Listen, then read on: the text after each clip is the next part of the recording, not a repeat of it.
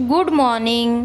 मी दीपाली. माझ्या चॅनलवर तुमचं स्वागत आहे. आज होती मला सुट्टी. आज होता मंडे. मी भांडे घासायला बसली तर माझी मोठी मुलगी पण भांडे धुतो म्हणून म्हणाली आणि धुवायला लागली.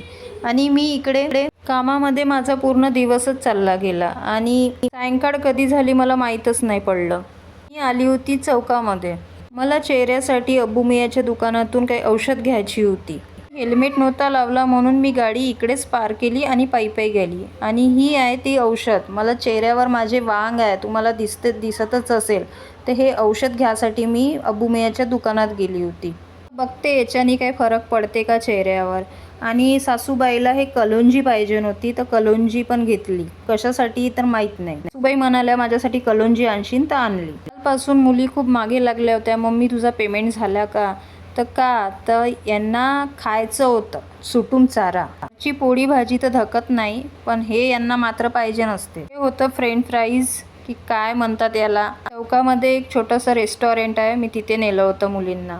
तर मी त्यांना घरी पण बनवून देऊ शकत होती, पण त्यांना मुली म्हणाल्या की मला इथेच खायचं आहे. आणि मी माझ्यासाठी बोलवले होते नूडल्स. मला नूडल्सच आवडते. मुली तर खातातच, पण म्हणलं आपण पण थोडंसं दाबून घ्यायचं.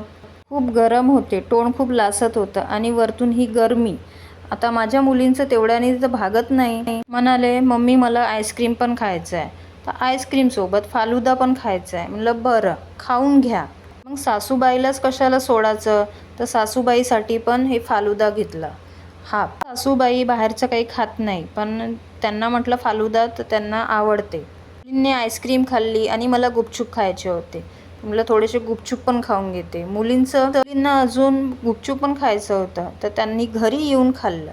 कसा वाटला हा व्हिडिओ नक्की सांगा. आणि bye, take care, good night.